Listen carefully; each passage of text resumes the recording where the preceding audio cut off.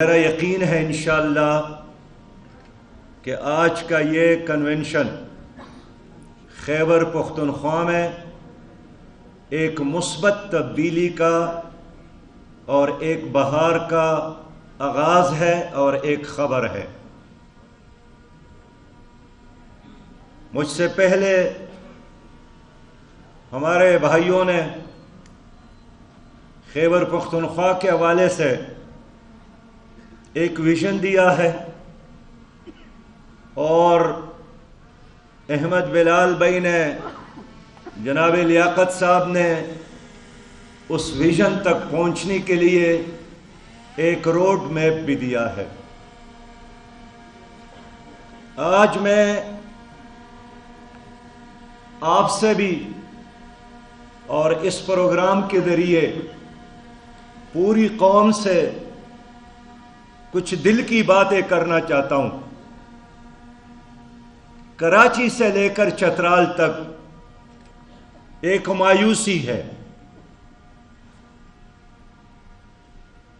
اور یہ مایوسی بے سبب نہیں ہے،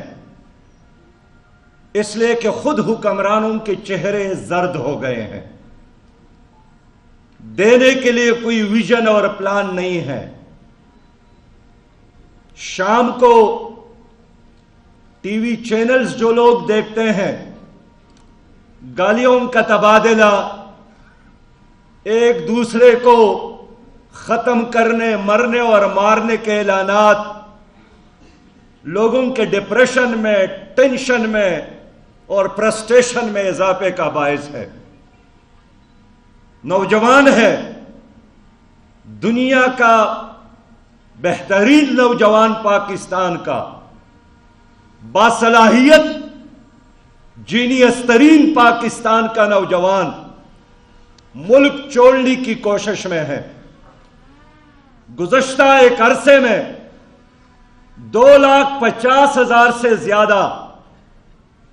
ایسے لوگ اس ملک کو چھوڑ گئے ہیں جو اعلیٰ تعلیم یافتہ تھے۔ اس میں ڈاکٹرز تھے، انجینئرز تھے، آئی ٹی کے اسپیشلسٹ تھے۔ گزشتہ عرصے میں جس کے ساتھ تھوڑا بہت سرمایہ تھا، انہوں نے یہاں سرمایہ نکال کر ملیشیا کا، متحدہ عرب امارات کا اور دوسرے ممالک کا رخ کیا، حتیٰ کہ بنگلہ دیش گئے، سنگاپور گئے اور وہاں انہوں نے سرمایہ کاری کی۔ میرے بھائیوں، گزشتہ عرصے میں اس ملک میں جو کھیل کھیلا گیا، اب بھی ہماری حکمرانوں نے ماضی سے کوئی سبق حاصل نہیں کیا اور اسی کھیل کو آگے بڑھانے کی کوشش میں ہے۔ مایوسوں کی اس دلدل میں ایک طرف بد امنی، معیشت کی تباہی، سیاست کی ناکامی، اداروں کے آپس میں ٹکراؤ اور چاروں طرف کوئی امید کی شمع نظر نہیں آ رہی ہے۔ ایسے میں ایک جگنو موجود ہے اور وہ جماعت اسلامی پاکستان کی صورت میں ہے۔ میں اس لیے کہنا چاہتا ہوں اور آج پشاور میں خاص کر خیبر پختونخوا کے عوام سے کہنا چاہتا ہوں کہ اللہ تعالیٰ نے اس صوبے کو معدنیات سے نوازا۔ خود ملک اور بین الاقوامی اداروں کا اعتراف ہے کہ اتنا تیل اور گیس اس صوبے میں موجود ہے کہ پاکستان کے آئندہ 50 سالوں کی ضرورت پورا ہو سکتی ہے۔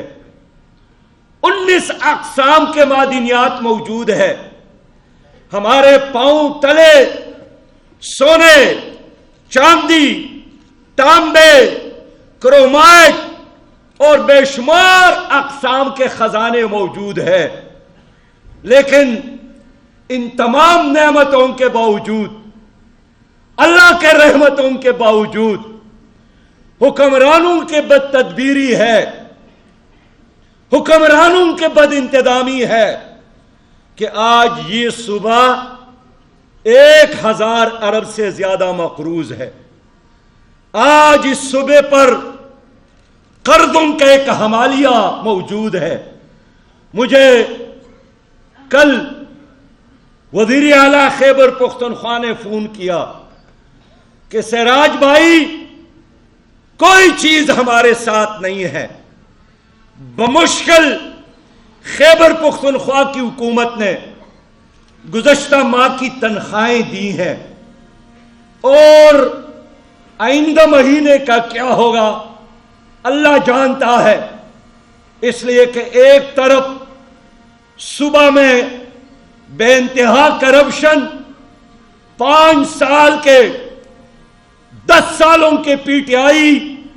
اور اب موجودہ نگران حکومت کے بد انتظامی کی وجہ سے یہاں کے وسائل، یہاں کے عوام کے کام نہیں آتے، اور دوسرے طرف پاکستان کی مرکزی حکومت نے بار بار وعدوں کے باوجود خیبر پختونخوا کے ساتھ اور قبائلی علاقوں جنہوں نے بخوشی خیبر پختونخوا میں ضم ہونے کا اعلان کیا تھا،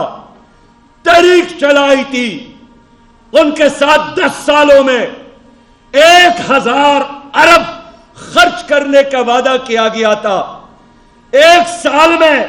100 بلین قبائلی علاقوں میں خرچ کرنے کے وعدے کیے گئے تھے، لیکن گزشتہ 2 سالوں میں مرکزی حکومت نے خیبر پختونخوا کے ساتھ بھی اور ضم قبائل کے ساتھ اپنے وعدے پوری نہیں کیے،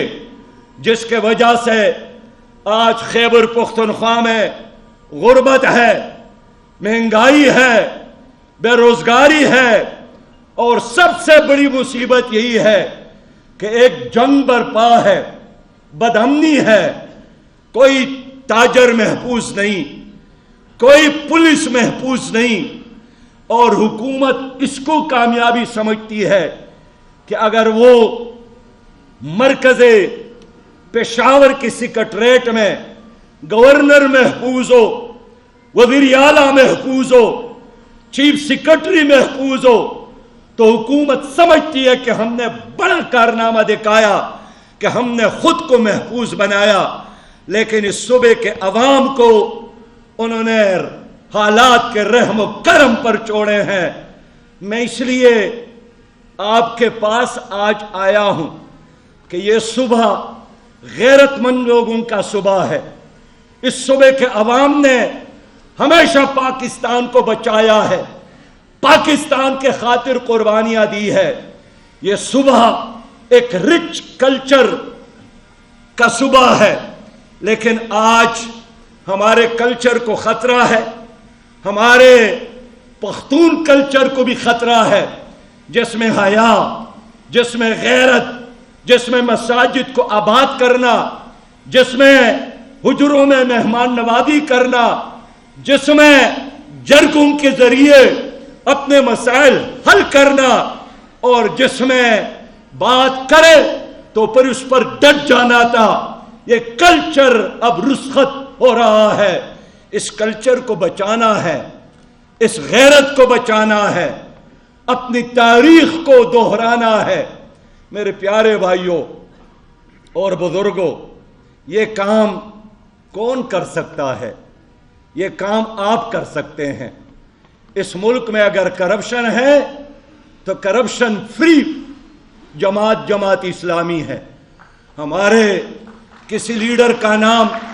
پاناما لیکس میں نہیں ہے، کسی لیڈر کا نام پنڈورا بکس میں نہیں ہے۔ ہماری کسی لیڈر آئے اوورسیز پاکستانیوں نے دیکھا کہ کرپشن میں تو مزید اضافہ ہوا، لوٹ مار میں تو مزید اضافہ ہوا۔ دنیا نے چاند اور مریخ کے طرف جانا شروع کیا۔ یہاں آج بھی حکمرانوں کے پاس یا مفت آٹا تقسیم کرنے کا ویژن ہے، یا لنگر خانے اور مسافر خانے چلانے کا ویژن ہے۔ میں پوچھنا چاہتا ہوں اپنی قوم سے کہ کیا مفت آٹا تقسیم کر کے کوئی قوم ترقی کر سکتی ہے؟ کوئی لنگر خانے بنا کر، مسافر خانے بنا کر کوئی قوم سپر طاقت بن سکتی ہے؟ میرے پیارے بھائیوں، اس لیے یہ سیاسی جماعتیں نہیں ہیں، یہ خاندانوں کی پراپرٹیز ہے۔ پیسے کی بنیاد پر اور اسٹیبلشمنٹ کے سپورٹ کی بنیاد پر یہ آتے ہیں اور جاتے ہیں۔ نوابزادہ صاحب نے کہا تھا کہ بگاڑ کر بنائے جا اور ابار کر مٹائے جا، کہ میں تیرا چراغ ہوں جلائے جا بجھائے جا۔ اس لیے لوگوں، اگر آپ چاہتے ہیں کہ پاکستان ایک منظم پاکستان بن جائے، زرعی زمین ختم ہو رہی ہے، بڑے بڑے ہاؤسنگ سوسائٹیز کی صورت میں زرعی زمین تباہ ہو رہی ہے، لیکن بنجر زمین، غیر آباد زمین آباد کرنے کا کوئی پروگرام نہیں ہے۔ جماعت اسلامی یہی سمجھتی ہے، ہمارے منشور میں ہے، ہم آئیں گے غیر آباد زمینوں کو آباد کر کے نوجوانوں کو رقبے، نوجوانوں کو ٹریکٹر، نوجوانوں کو کھاد اور نوجوانوں کو بیج دیں گے، تاکہ پاکستان ایک کلین پاکستان بن جائے اور زرعی پاکستان بن جائے۔ میرے دوستو، ہمارا ویژن یہی ہے کہ جماعت اسلامی آئے گی، ہم معیشت کو ٹھیک کر سکتے ہیں۔ بخدا گزشتہ 5 سالوں میں آپ نے کتنے وزرائے خزانہ کو دیکھے، جناب اسد عمر صاحب، جناب شوکت ترین صاحب، جناب اسحاق ڈار صاحب اور باقی نام پہ وقت ضائع نہیں کرتا ہوں، ان کا کیا تجربہ تھا سوائے IMF کے غلامی، ان کے در پر جھکنا، ان سے مانگنا اور کچکول لے کر دنیا میں خیرات مانگنا۔ کیا 24 کروڑ عوام ایک ایٹمی پاکستان، اس کا یہی مرتبہ ہے کہ ہم دوسروں کے خیرات پر پلے، دوسروں کے خیرات پر جیے، دوسروں کے خیرات پر نظام چلائے؟ میں آپ کو یقین دلاتا ہوں کہ انشاءاللہ جماعت اسلامی آئے گی، IMF سے مانگنے کا راستہ ہمیشہ ہمیشہ کے لیے بند کریں گے انشاءاللہ۔ ہمارے ساتھ ایک پروگرام ہے، میں 2 بار آپ کی صوبے کا فائنانس منسٹر رہا ہوں، میں نے اس صوبے کو قرض فری صوبہ بنایا تھا، اور میری ٹیم نے اس اچھی کارکردگی کی بنیاد پر خیرات نہیں، انعام کے طور پر 1.4 بلین کا انعام اس صوبے کو دیا گیا تھا۔ ہم نے اس صوبے کے حقوق کی لڑائی لڑی اور 110 بلین اس صوبے کے لیے حاصل کیے گئے تھے۔ ہم نے گرلز میڈیکل کالج، ہم نے خواتین کے لیے یونیورسٹی، ہم نے الحمدللہ اس صوبے میں 80 میگا واٹ ملاکن 3 کا منصوبہ، ہر ڈسٹرکٹ ہیڈ کوارٹر میں کیٹیگری A کا ہسپیٹل، اور لاکھوں بچوں کو گلیوں اور کوچوں سے اٹھا کر اسکول میں لایا اور مفت کتاب دیا، تاکہ میری صوبے میں کوئی بچہ غربت کی وجہ سے تعلیم سے محروم نہ رہے۔ میں اس لیے قوم سے کہنا چاہتا ہوں کہ اگر ہم بغیر حکومت کے 30,000 یتیم بچوں کی پرورش کر سکتے ہیں، اگر ہم بغیر حکومت کے 80 لاکھ لوگوں کو پانی کی سہولت اور علاج کی سہولت مہیا کر سکتے ہیں، اگر ہم بغیر حکومت کے کرونا وائرس اور زلزلے میں اور سیلاب کے زمانوں میں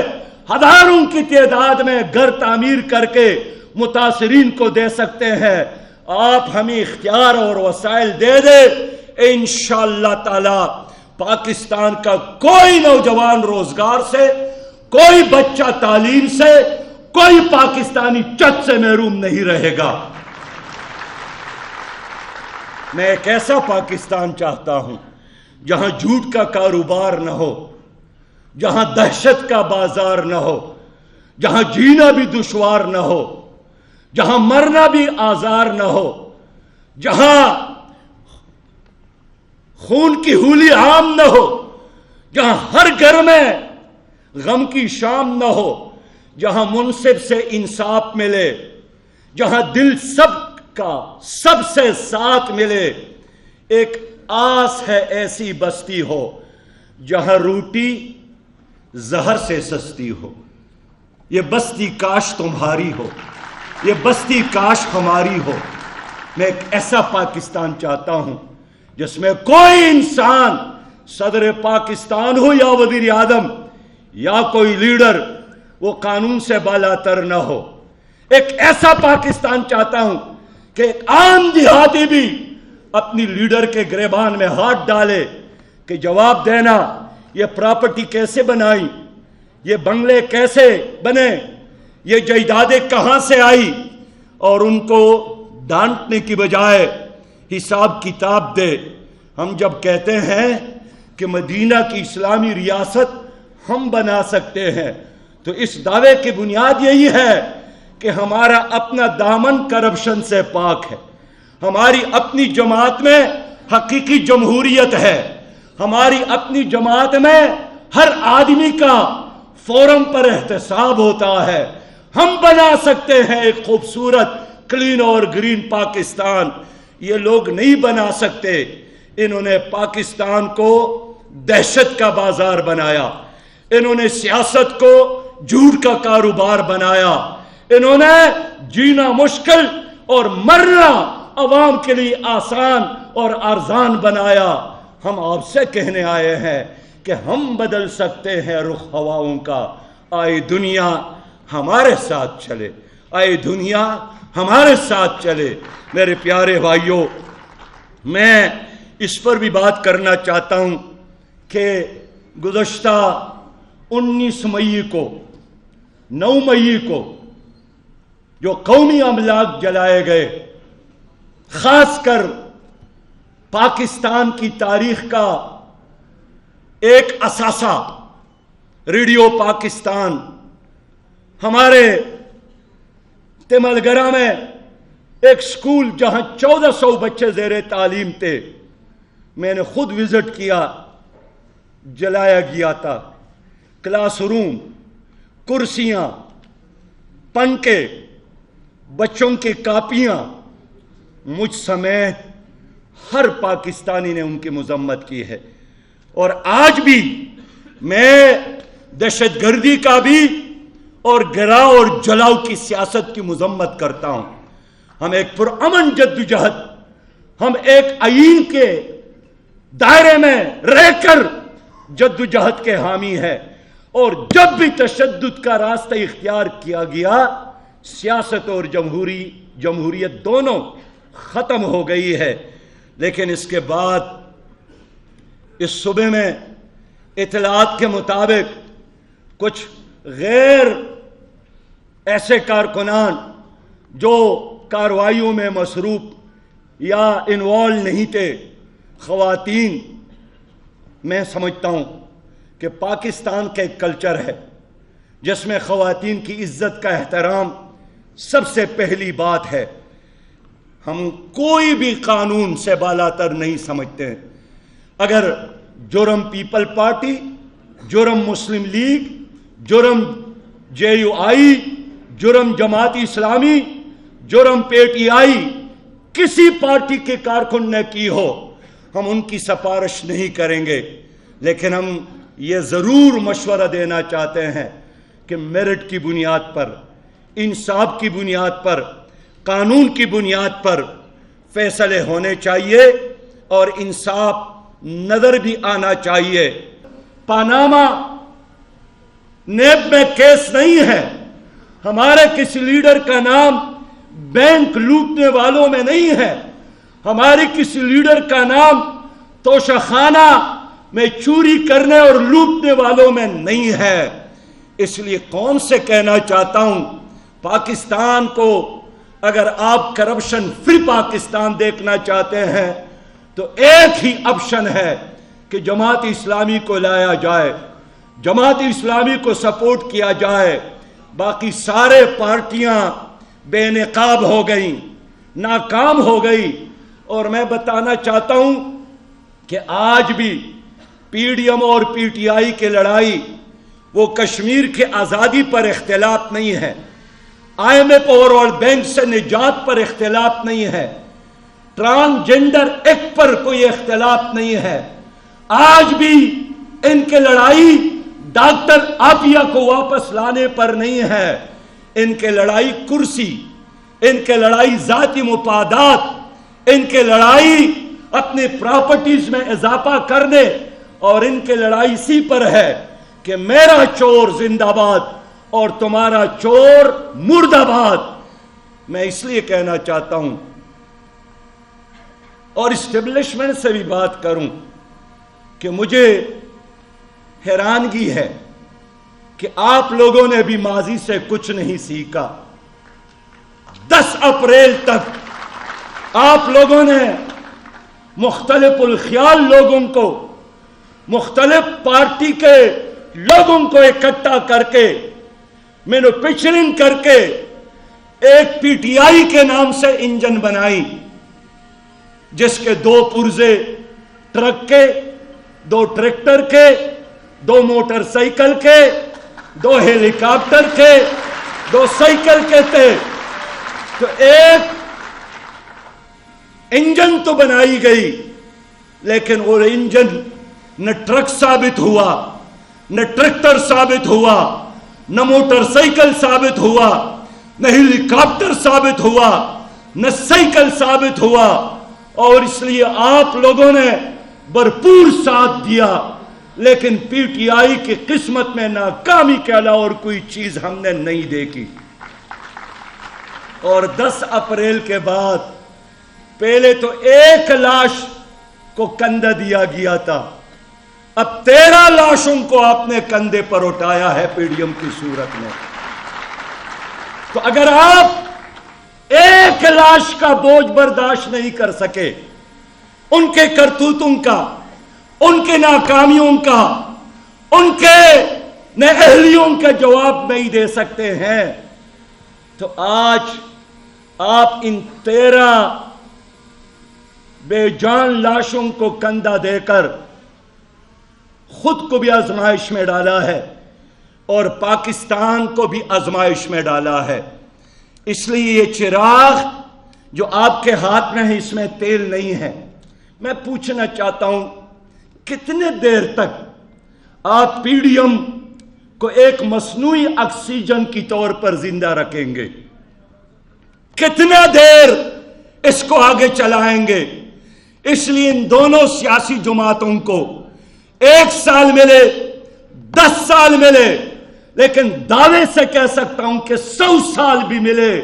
پی D M, P T I, People party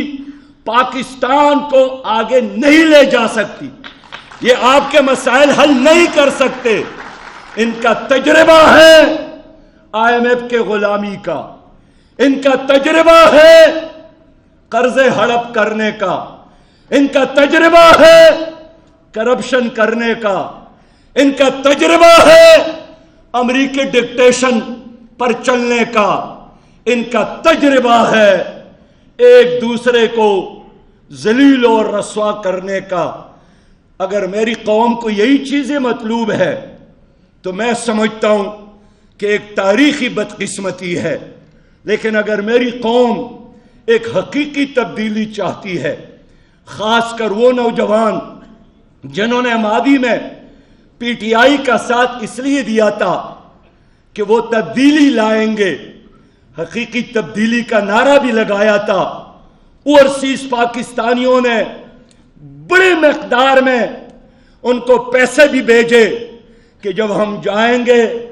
اسلام آباد ایئرپورٹ پر اتریں گے تو ہمیں ایک جنت ملے گی جہاں کوئی کرپشن نہیں ہوگی، جہاں لوٹ مار نہیں ہوگا، جہاں جگہ جگہ ناکے نہیں ہوں گے۔